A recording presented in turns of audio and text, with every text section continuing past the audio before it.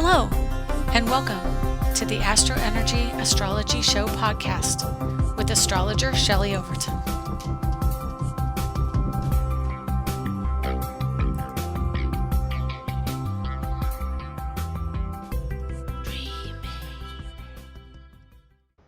This episode contains a trigger warning with discussion of violent news events.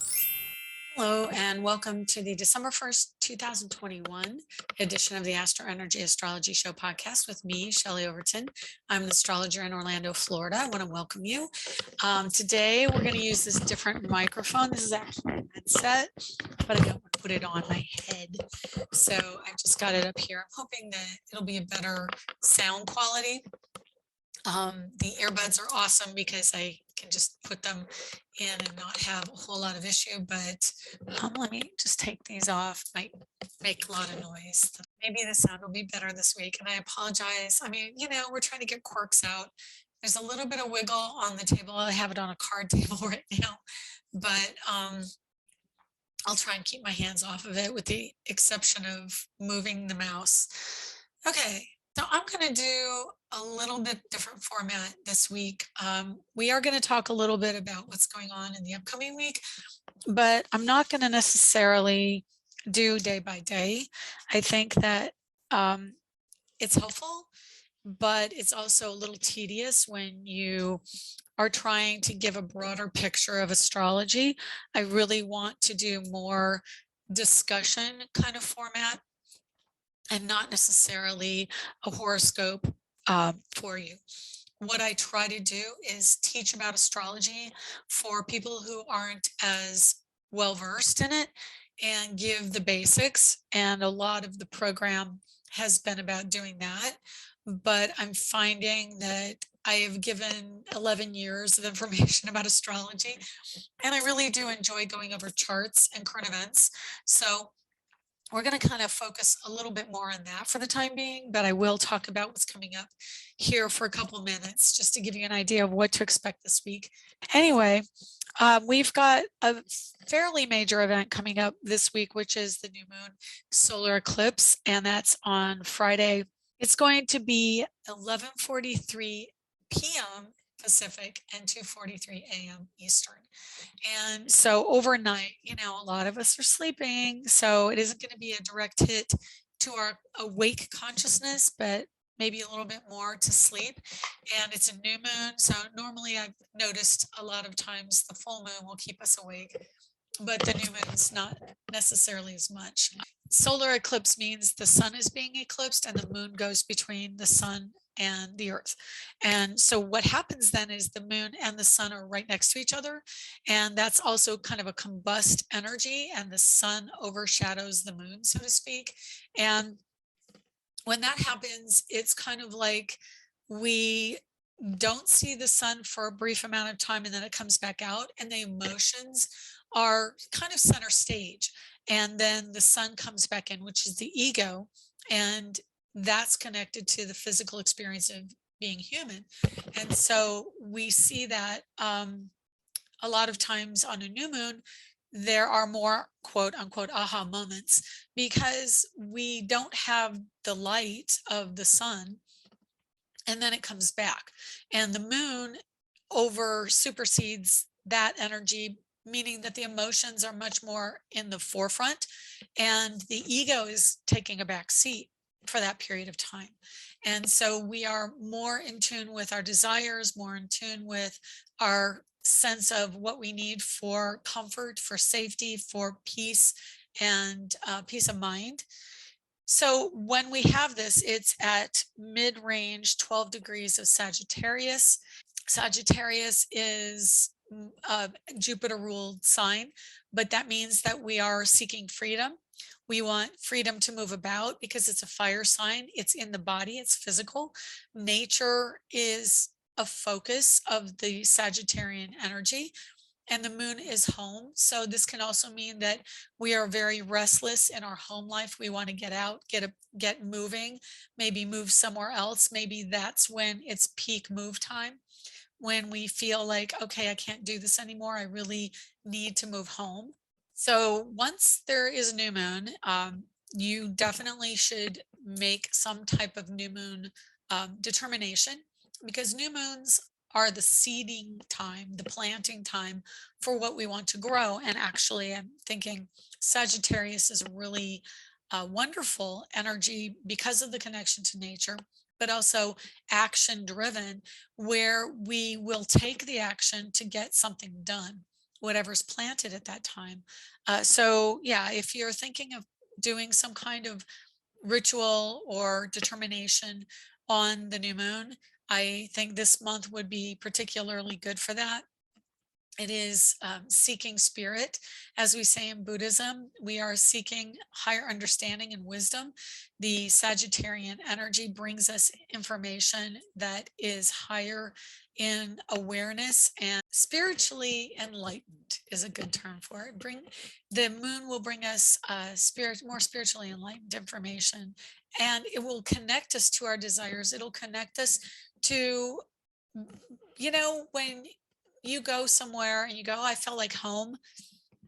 That's the energy of this particular new moon. It's like we feel at home, but not necessarily being in our traditional home. It's more feeling at home being away from home, because that's what Sagittarius does. It's the vagabond, it's the adventurer. We want to seek out enlightenment and home feeling, home essence in another place. I swear every week the angels come in and irritate my nose. But anyway, we're going to kind of just give, like I said, an eyeball of the week. I don't necessarily see, I think it's going to be pretty good. Overall, the moon will be in Capricorn. It'll be in positive aspect to Mars.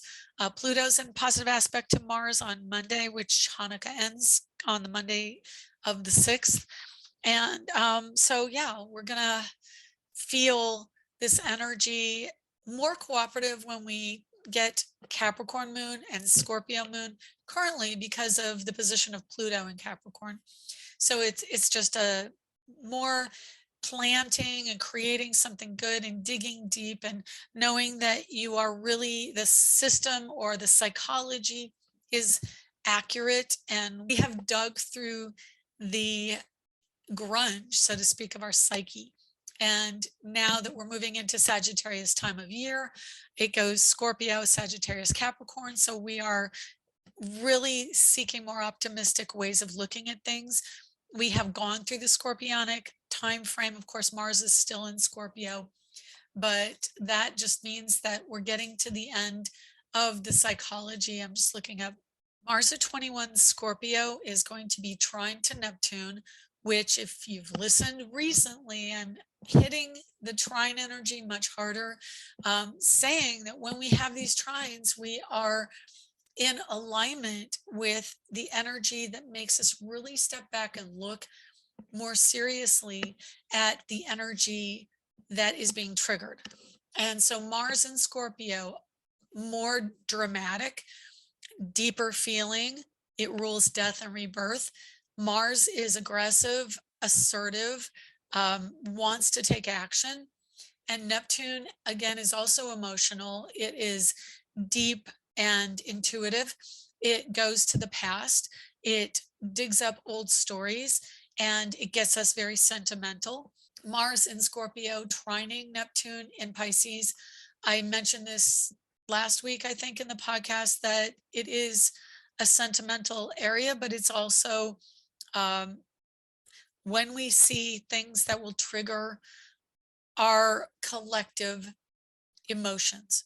And this week, of course, yesterday, it was that recent, yesterday, we had another shooting in Oxford, Michigan.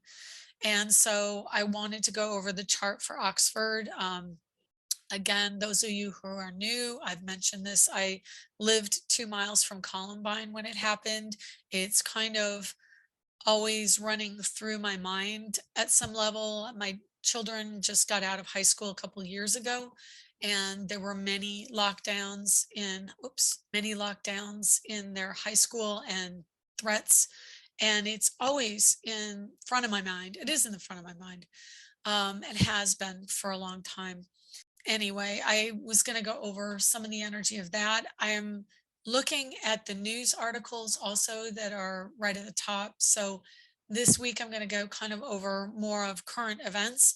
What's going on? I'm looking at AP News. The news cycle has become tabloid, in my opinion. It's become salacious, looking for an emotional reaction.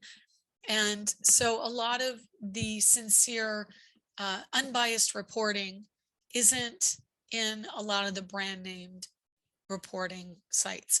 So the AP is, I think, a fairly stable, significant news reporting entity that goes in and gets the information and then disseminates it to the news outlets.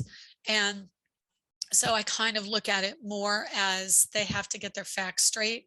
And then once that information goes out into the public, maybe the branded news channels do more what they want with it, but at least the footwork has been done, the proper groundwork.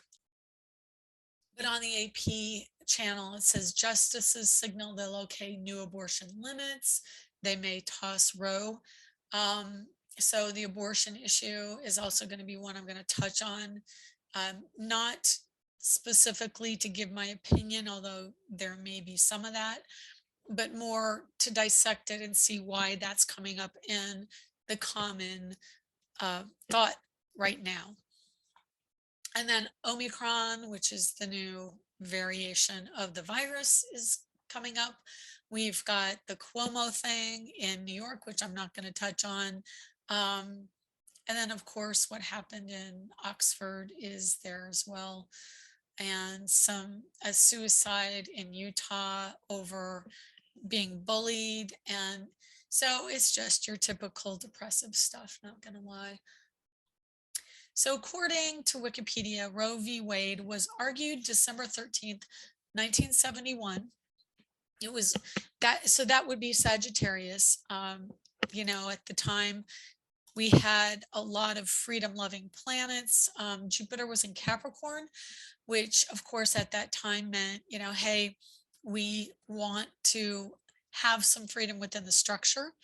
And then we had Uranus and Libra at that time. So of course, men and women together, the opinion of both genders wanting to have a balance, but also freedom. Well, the body is also ruled by Capricorn, and Jupiter was in Capricorn, Venus was in Capricorn. The things I noticed about Roe v. Wade are Mercury was in late degrees of Capricorn, which means that it's a decision. So Mercury is a decision. The moon was in Virgo, and it was around 7 degrees of Virgo, I believe. And the Mercury energy is late Capricorn. So of course that's being challenged. But the sun is in early degrees of Aquarius, which means it was the collective consciousness and the right to freedom, the freedom over the body.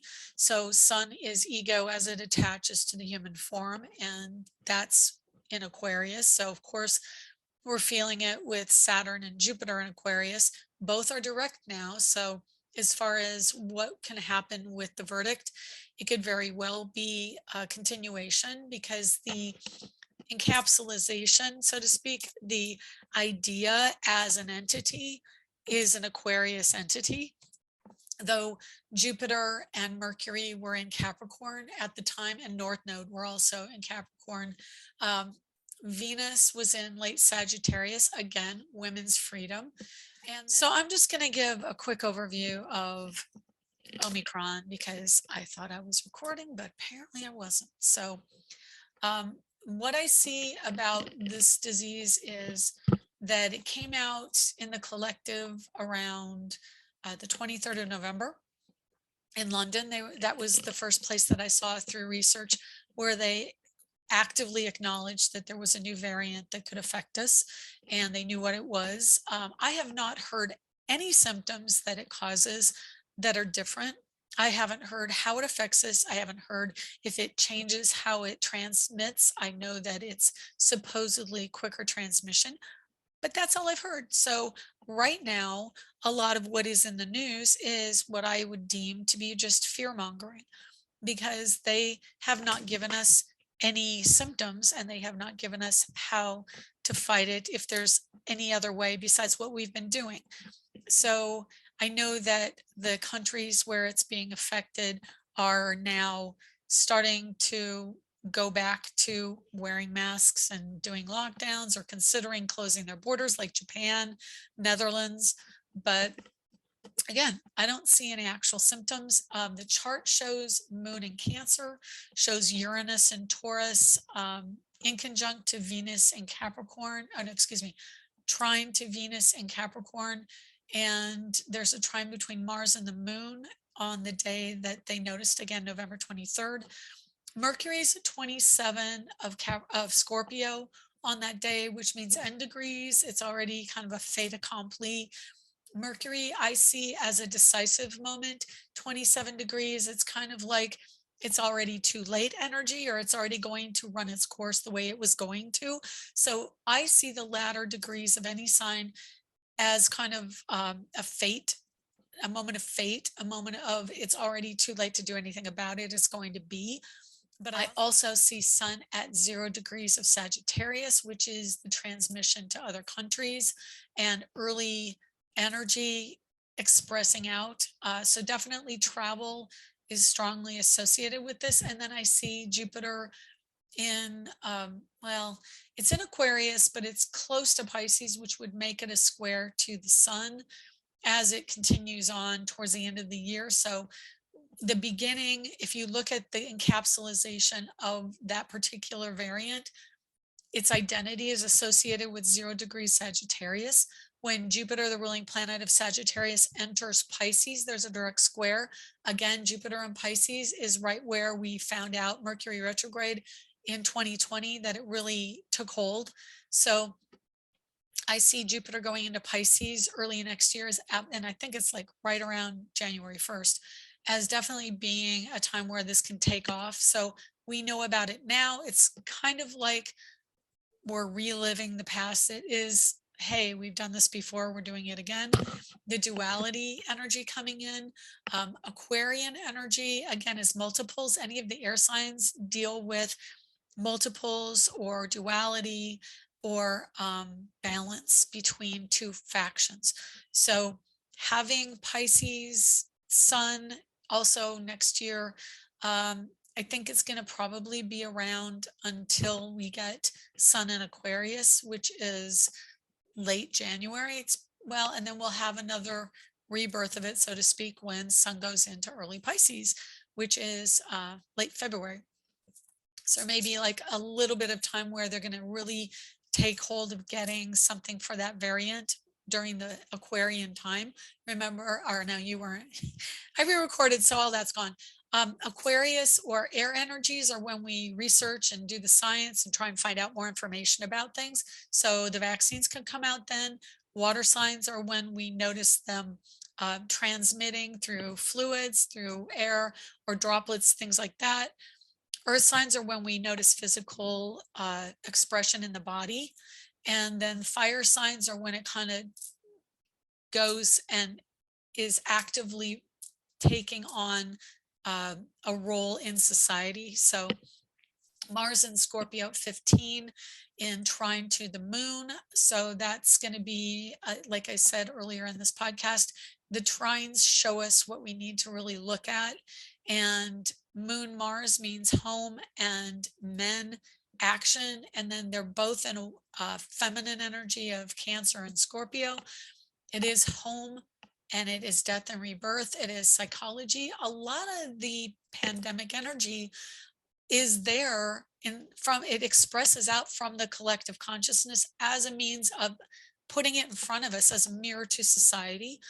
And so if we look at these different peaks and valleys of the path of this, the journey of the pandemic, we see where our psychology is. And it's interesting that right now, with what's going on with Roe v. Wade and the decision for that, the body, women's bodies, Venus Pluto conjunction, moon in Cancer for the pandemic, for this new variant, there are peaks and valleys that are parallel. And so if you look at where we see the peak or the approaching new variant is expressing out. What emotionally is going on with society? We had the Oxford shooting yesterday.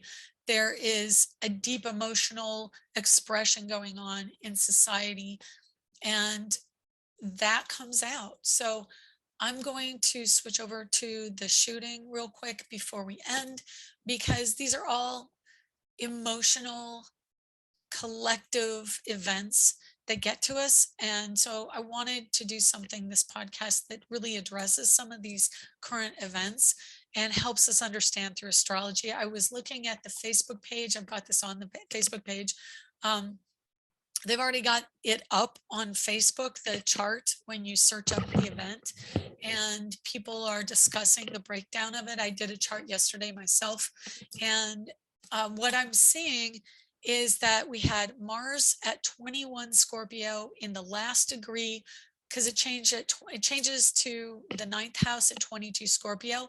Mars is at 21 Scorpio in the eighth house, which is its own house at the time in the place of the shooting, which is Oxford, Michigan, 12:51 p.m. Eastern. I honestly don't know. I want to say it's Eastern. And then we've got Oxford. So let's see, November 30th. That's it. November 30th, 12:51 p.m. Oxford, Michigan, which on my atlas did not even come up. I went to Google Maps to try and look it up. Did not even see that. So anyway, it's a very, very small location. So even if you have to use Detroit, if you're going to do this chart, Pisces rising 2 degrees Pisces.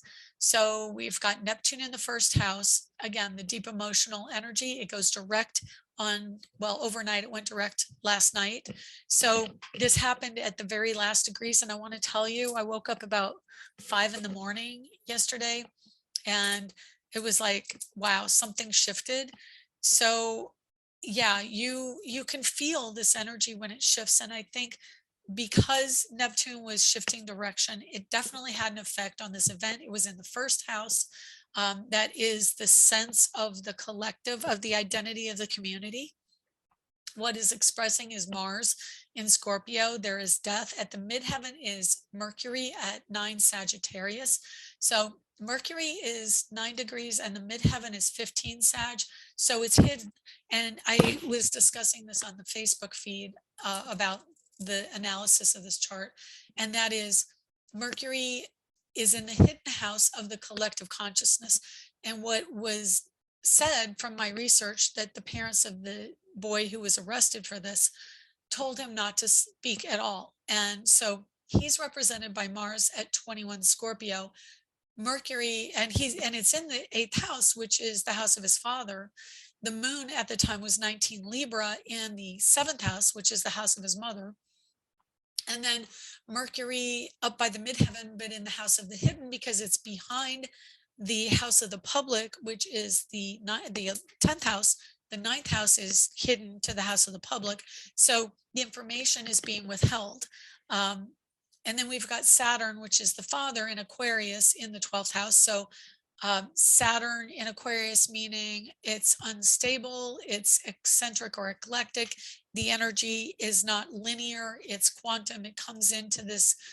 I mean, if you transfer the information of this chart to the child who did it, he's got a lot going on mentally and psychically.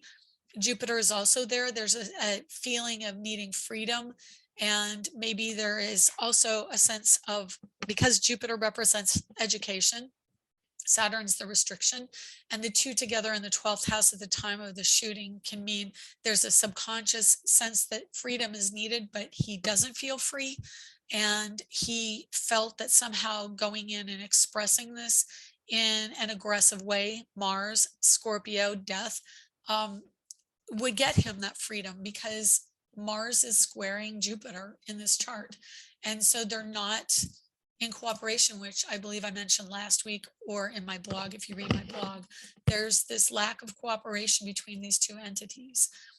Interestingly, I believe I was writing my blog right when this whole thing was happening. So I posted it just with spell check corrections. There was nothing that I changed. I didn't even know about the event when I was writing the blog. So if you want to go read the blog, it will tell you kind of a breakdown of what was in the sky at that time.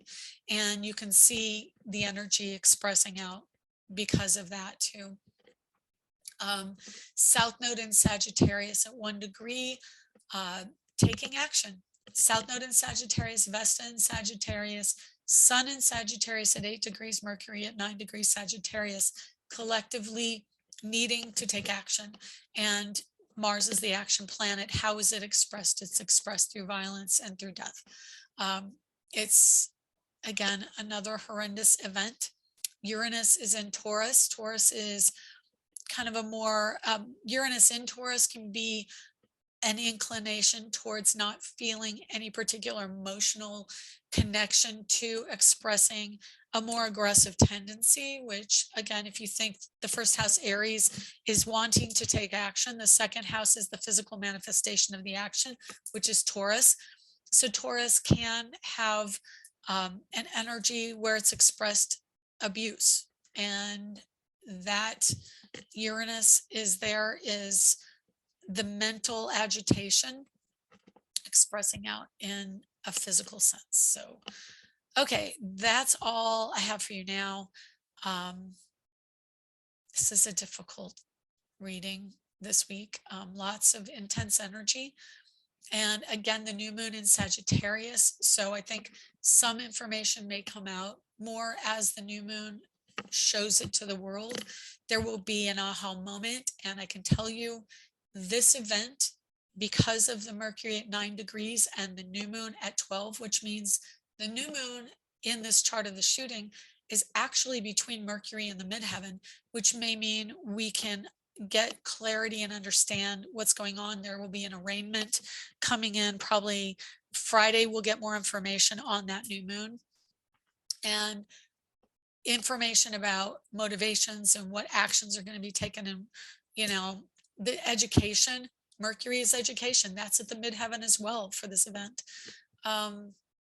Venus approaching Pluto in the Aquarius house in Capricorn.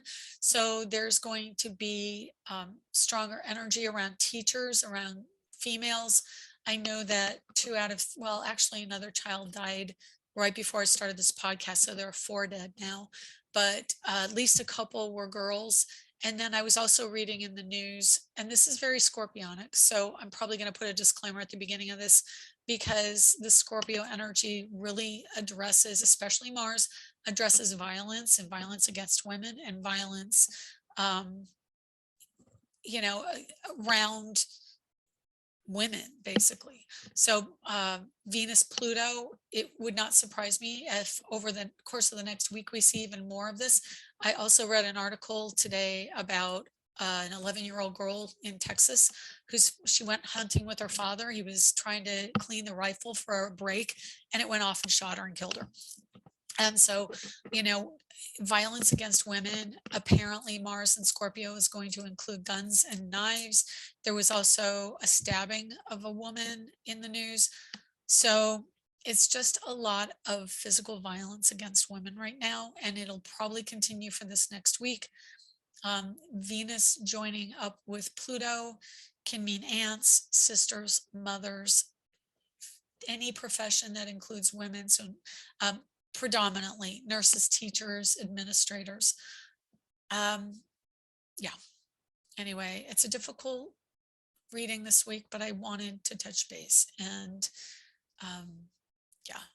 I hope you have a better week. I hope you do use the optimistic energy of the new moon to really send positive healing energy to all the places in the world that truly, truly need it. And there are many, many right now.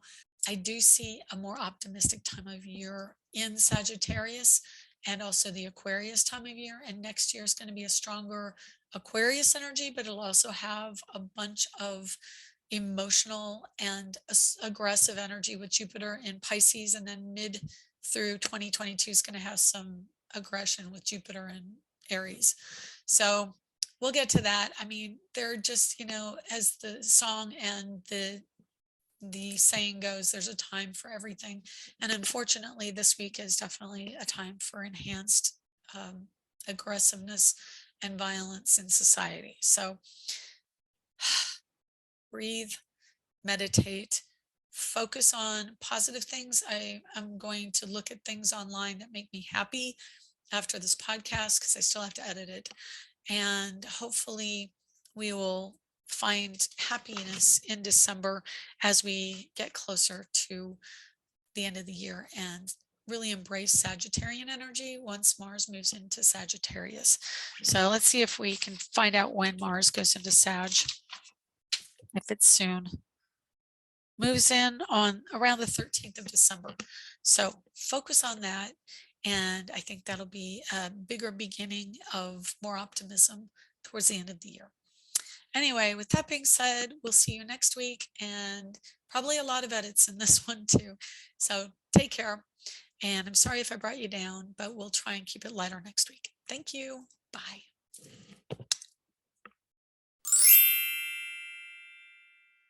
And so what is and we have Doug, how do I say that? I want to do a past tense of Doug. Have Doug. Hi, this is Shelley. Thank you for joining us this week. To contact me for a private reading, go to angeliczodiac.com under the Readings tab. Background music was provided by Kevin MacLeod at incompetech.com. To purchase my ebook, Learn Astrology, you can find it at angeliczodiac.com, including discounts. Be sure to check back next week and subscribe through iTunes at AstroEnergy Astrology Show.